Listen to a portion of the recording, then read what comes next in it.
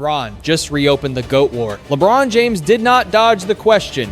He looked straight at the biggest debate in basketball history and chose himself. That sentence set the NBA world on fire. For years, fans have argued over Michael Jordan, LeBron James, Kobe Bryant, Kareem Abdul-Jabbar, Magic Johnson, and every other legend who touched the game. But this time, the debate did not come from analysts or social media. It came directly from LeBron, and that changed everything. When LeBron said he would draft himself over anybody, Kendrick Perkins understood what was coming. Perkins has defended LeBron for years and argued that his name belongs at the top, but even he had to ask one uncomfortable question.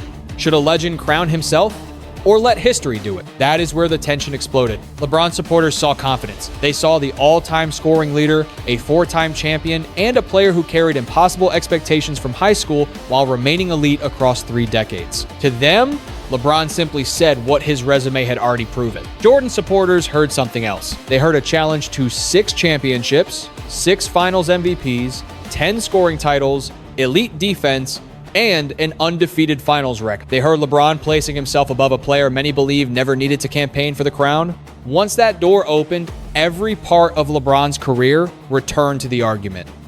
The championships, the longevity, the historic numbers, but also the finals losses, the 2011 collapse against Dallas, the super team debates, and every comparison his critics had saved for years. That is the danger of calling yourself the GOAT. The moment you claim the throne, everyone searches for reasons to remove you from it. So where are you watching from? Comment your city or country below.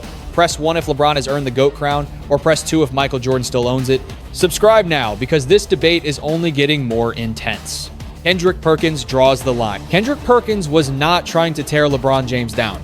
That is what made his reaction so powerful. Perkins has spent years defending LeBron from critics who ignored his longevity, leadership, and historic production. He played alongside him, watched his preparation up close, and understood the pressure LeBron carried long before he became the NBA's all-time scoring leader. But this time, Perkins believed LeBron had crossed into dangerous territory. Confidence was never the issue. Every legendary player needs an almost unreasonable belief in himself. Michael Jordan believed he could destroy anyone placed in front of him. Kobe Bryant built his identity around relentless self-confidence. Shaquille O'Neal knew there was no defender strong enough to stop him at his peak. But Perkins saw a difference between privately believing you are the greatest and publicly placing the crown on your own head. In his eyes, LeBron should not have to convince anyone. His supporters, former teammates, coaches, analysts, and the numbers themselves should make the argument. A player with LeBron's accomplishments can sit back and allow basketball history to speak for him. That was the message behind Perkins' criticism. He was not saying LeBron did not belong in the conversation. He was saying the conversation becomes more complicated when the player himself keeps stepping into the center of it. The moment LeBron chooses himself, the public stops discussing only his greatness. They begin examining his tone, his personality, and the way he protects his legacy. Suddenly, the debate becomes about more than basketball. Jordan's silence then becomes part of the comparison. Jordan rarely needed to publicly call himself the greatest. His supporters viewed that restraint as confidence without explanation. His championships, scoring titles, defensive dominance, and unforgettable moments created the mythology for him. LeBron took a different path. He has always been more open about his journey, his expectations, and his place in history. That honesty makes him fascinating, but it also gives his critics more material. Perkins understood the risk immediately. LeBron's answer did not weaken his resume, but it changed the emotional tone of the debate. Instead of allowing fans to crown him, LeBron appeared to crown himself. And once that happened, the argument became personal. The case LeBron built across 3 decades. LeBron James does not need one magical season to support his claim. His argument was built year after year, milestone after milestone. While the basketball world kept waiting for him to slow down, he never did. LeBron entered the league carrying expectations that would have crushed most young players. Before his first NBA game, he was already being compared with legends. Every mistake became national news. Every playoff loss became evidence against him. Every success created an even larger standard for the next season. Yet he continued moving forward. He became an elite scorer without being known only as a scorer. He became one of the greatest passers ever without playing like a traditional point guard. He controlled tempo, manipulated defenses, attacked the rim, created open shots, defended multiple positions, and transformed almost every roster built around him. That versatility separates his case from nearly everyone else. LeBron won championships with different organizations, different coaches, and completely different groups of teammates. He adapted from a young athletic force into a calculated floor general. When explosiveness began to fade slightly, his intelligence, strength, passing, and control became even more important. Most stars dominate one era. LeBron survived several. He faced slower, more physical basketball early in his career. He later adjusted to the three-point revolution, positionless lineups, switch-heavy defenses, faster pace, and an NBA filled with younger superstars trying to take his place. Still, he remained relevant. That is why his supporters view longevity as more than simply showing up. LeBron did not stay in the league as a fading name living off past accomplishment. He continued producing at a level that forced opponents to plan around him. The all-time scoring record became the clear symbol of that sustained excellence. It represented thousands of games, endless preparation, physical durability, and the ability to remain productive through injuries, roster changes, and shifting expectations. Jordan supporters often focus on the highest peak. LeBron supporters focus on the longest mountain range. They argue that greatness should reward not only the brightest moment, but also the ability to remain extraordinary longer than anyone believed possible. That is the foundation of LeBron's claim. He did not dominate basketball for one unforgettable chapter. He made himself impossible to ignore across an entire generation. Why Michael Jordan still controls the throne? Every time LeBron James strengthens his case, Michael Jordan's resume returns like a wall. No argument can easily break through. 6 championships, 6 finals MVP awards, 10 scoring titles, a Defensive Player of the Year award, and a perfect record in 6 NBA Finals appearances. Those numbers alone are enough to keep Jordan at the center of the debate. But his supporters believe the statistics tell only part of the story. Jordan's real advantage was the feeling he created. Opponents did not simply respect him. They expected him to take over. When the game became tense, Jordan seemed to become more dangerous. When defenders challenged him, he treated it like a personal insult. When critics doubted him, he turned their words into motivation. His competitive intensity became part of NBA mythology because it showed up in the biggest moments. Jordan was not only an unstoppable scorer, he was also an elite defender who demanded excellence on both ends of the floor. He could lead the league in points, pressure the opponent's best perimeter player, and still have enough energy to close the game. That two-way dominance remains one of his strongest advantages. Then there is the finals record. Jordan supporters view 6 victories in 6 appearances as proof of complete control when the championship was within reach. They compare that with LeBron's finals losses and argue that the greatest player should be judged most heavily when everything is on the line. It is not always a fair comparison. Different opponents, teammates, conferences, and circumstances shaped both careers. But fairness has never stopped the GOAT debate. Jordan's legacy also extends beyond result. His style, competitiveness, global popularity, shoes, highlights, and cultural influence changed the way basketball stars were viewed. He did not simply become the face of the NBA. For millions of people, he became the face of basketball itself. That influence created an aura statistics cannot fully measure. LeBron may have the longer career. He may have more total production. He may be the more versatile all-around player, but Jordan supporters believe no player ever reached a more terrifying, complete, and successful peak. That is why LeBron cannot simply declare the debate over. The throne is still occupied by a legacy that has survived every challenger for decades. The 2011 wound that never disappears. No matter how many records LeBron James breaks, one series continues to follow him into every serious GOAT conversation. The 2011 NBA Final. LeBron had joined Dwyane Wade and Chris Bosh in Miami, creating a team many expected to dominate the league. The Heat entered the finals with enormous talent, overwhelming attention, and the pressure to prove their new superstar partnership could deliver immediately. Instead, everything collapsed. Against the Dallas Mavericks, LeBron looked unusually passive during crucial stretches. His scoring dropped. His fourth quarter impact became a national controversy. Dirk Nowitzki and a disciplined Dallas team controlled the biggest moments while Miami failed to finish games it appeared capable of winning. For LeBron's critics, that series became permanent evidence. They argue that Michael Jordan never experienced a finals failure of that magnitude. Jordan lost playoff series earlier in his career, but once he reached the finals, he never lost. LeBron, by contrast, entered the 2011 series as the favorite and left facing questions about whether he could perform under the greatest pressure. The wound was deep because the expectations were so high. LeBron had not simply joined another team. He had formed a championship-level roster and publicly embraced the pressure that came with it. When Miami fell short, every confident statement returned as criticism, but that failure also became one of the most important turning points of his career. LeBron later acknowledged that he needed to change. He improved his post-game, sharpened his decision-making, and returned with a more controlled mentality. The following seasons produced championships, MVP-level performances, and a version of LeBron that looked more complete. His supporters see 2011 as proof of growth. His critics see it as proof that his career can never be as flawless as Jordan. Both interpretations carry weight. Failure can reveal weakness, but it can also create transformation. LeBron's career after Dallas showed resilience, discipline, and the ability to rebuild himself under intense public pressure. Still, the GOAT debate is unforgiving. When a player claims the highest position in history, every scar becomes evidence.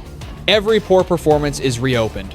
Every difficult moment is placed beside the greatest moments of his rival. LeBron overcame those Milones, but basketball history has never allowed him to erase it. Two eras that cannot be measured the same way. The deepest problem in the LeBron James and Michael Jordan debate is also the simplest. They played in different worlds. Jordan's NBA was more physical around the basket. Defensive rules allowed different kinds of contact. Spacing was tighter, and teams often built offenses around isolation, post play, and mid-range scoring. Elite players were expected to survive constant physical punishment without the freedom modern spacing provides. LeBron entered a league that was already changing. Over time, three-point shooting exploded. Positions became less rigid. Teams learned to spread the floor, switch defensively, and use advanced data to identify the most efficient shots. The pace increased, offensive systems became more complex, and superstar players gain more control over roster decisions. That makes direct comparisons almost impossible. Jordan supporters argue he would dominate even more with modern spacing.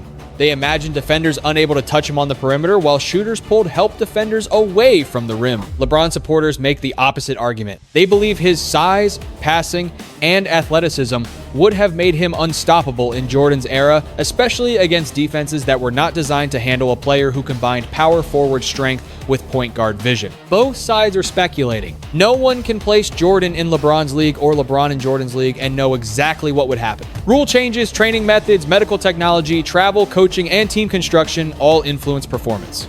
Even the meaning of loyalty changed. Jordan spent his championship years with one organization built around him.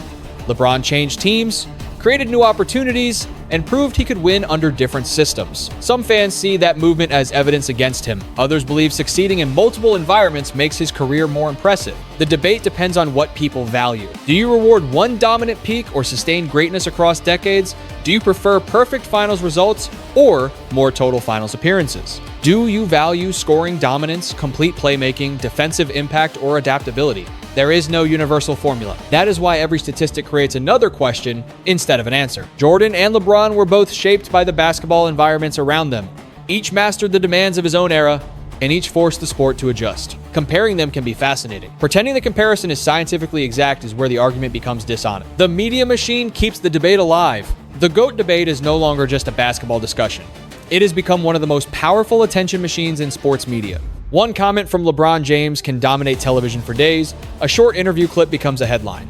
The headline becomes a debate segment. The segment spreads across social media, where fans divide into teams and repeat the same arguments with even more intensity. That cycle benefits everyone. Television shows receive emotional reactions. Podcasts gain views. Former players return to the spotlight. Social media accounts collect engagement. Fans defend their favorite legend as if they are protecting part of their own identity. LeBron understands the power of his words. After decades under the brightest spotlight in basketball, he knows that calling himself the greatest will not pass quietly. It will pull Michael Jordan, Kobe Bryant, Kareem Abdul-Jabbar, Magic Johnson, Larry Bird, and every other legend back into the conversation. That is exactly what happened. Kendrick Perkins' criticism became important because he was not viewed as a traditional LeBron hater.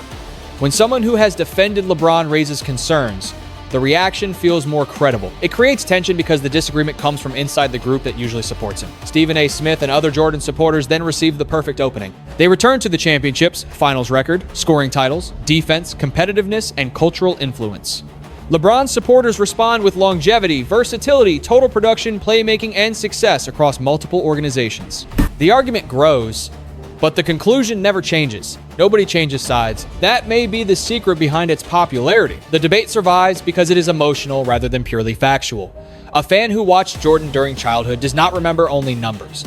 That fan remembers the feeling that Jordan could not lose. A younger fan who grew up watching LeBron remembers nearly 2 decades of dominance, impossible playoff performances, and constant reinvention. Those experiences become personal. When one player is criticized, fans feel their own basketball memories are being challenged. That is why the conversation quickly becomes louder than the evidence. The media did not create the greatness of Jordan or LeBron, but it learned how to turn their legacies into an endless battle. And every time either name is mentioned, the machine starts again. What does greatest actually mean? Before anyone can solve the GOAT debate, they must answer a question most fans avoid. What does greatest actually mean? If greatness is measured by championship perfection, Michael Jordan has one of the strongest arguments ever created. 6 finals appearances, 6 championships, and 6 finals MVP awards represent a level of success few athletes in any sport have matched. If greatness is measured by longevity, LeBron James stands in a category almost by himself. He remained elite through different decades, different teammates, changing rules, and the arrival of entire generations of younger stars.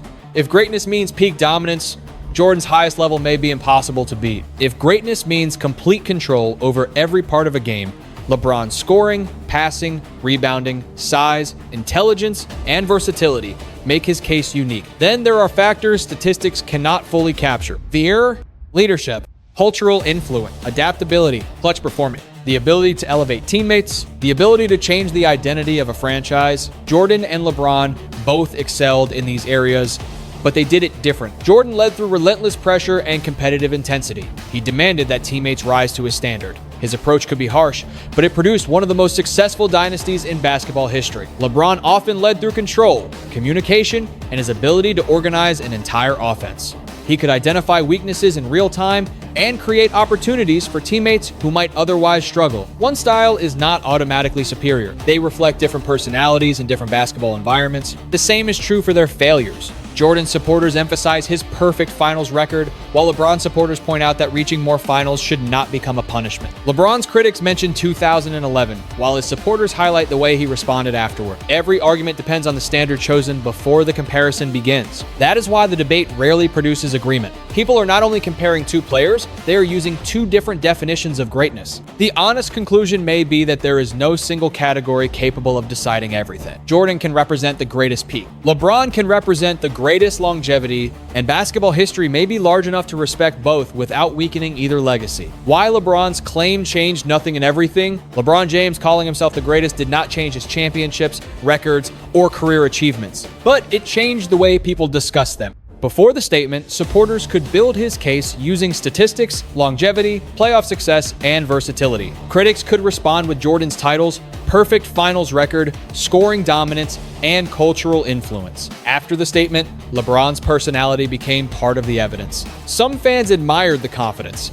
They believed a player who survived impossible expectations had earned the right to speak without hesitation. LeBron had been compared with Jordan since he was a teenager. After decades of production, he no longer felt required to pretend he doubted himself. Others viewed the statement as unnecessary. They believed the greatest player should never need to announce their position. History should decide, fans should decide, former players and future generations should decide. That disagreement reveals why the moment became so powerful. It was not simply about LeBron choosing himself in a hypothetical draft. It was about who has the authority to award basketball's highest honor. Can a player crown himself, or does the crown only matter when everyone else gives it to him? Kendrick Perkins believed LeBron should allow others to make the argument. He wanted LeBron to accept the praise instead of leading the campaign. That opinion came from respect, not rejection. But LeBron has never had the luxury of remaining silent. Every stage of his career has been examined publicly. His decisions, teammates, losses, celebrations, body language, and personal goals have all become part of the NBA conversation. In that environment, perhaps choosing himself was not arrogance. Perhaps it was ownership. LeBron refused to let critics define his legacy without offering his own answer. That answer did not settle anything. Jordan supporters became louder. LeBron supporters became more defensive. Old highlights returned. Old failures were reopened. Former players were asked to choose sides again. The statement changed everything because it revived the emotional battle. It changed nothing because no single quote can decide decades of basketball history. The crown remains exactly where it has always been, suspended between 2 extraordinary careers and millions of fans who will never completely agree. The real lesson behind the GOAT debate. The greatest lesson from this debate is not that LeBron James must defeat Michael Jordan, or that Jordan's legacy must be protected from LeBron. The real lesson is that greatness has more than one form. Jordan showed what complete dominance at the highest peak could look like. His 6 championships, scoring brilliance, defensive intensity, competitive fire, and cultural impact, created a standard that still shapes every superstar who enters the league. LeBron showed what sustained excellence could become. He adapted across eras, carried different organizations, expanded the responsibilities of a superstar, and remained productive longer than almost anyone believed possible. Strategically, their careers offer different blueprints. Jordan's path demonstrates the value of continuity, organizational stability, clear roles, and a championship system built patiently around one central star. LeBron's path demonstrates adaptability, player empowerment, roster flexibility, and the ability to rebuild winning environments under completely different circumstances. Neither path guarantees success. Both require talent, discipline, sacrifice, intelligent teammates, strong coaching, and the ability to survive failure. The debate also teaches an important human lesson. Respecting one legend does not require insulting another. Fans can admire Jordan without pretending LeBron's longevity is ordinary. They can support LeBron without dismissing the dominance Jordan displayed at his peak. Basketball history should not become a reason for hostility. These players gave different generations unforgettable memories. Their competition exists mostly in our imagination because they never faced each other in their prime. The healthiest way to honor them is to study what each did well, understand the challenges of their eras, and appreciate that the sport became richer because both existed. LeBron has every right to believe he is the greatest. Perkins has every right to question the way he expressed it. Jordan supporters have every right to defend the throne, but confidence should not erase humility, and disagreement should never erase respect. Now, the final decision belongs to you. Comment 1 if LeBron James is your GOAT, 2 if Michael Jordan still owns the crown, or 3 if another legend deserves the top spot. Tell us where you are watching from. Subscribe to the channel, like the video, and share it with every NBA fan who believes this debate is still far from over.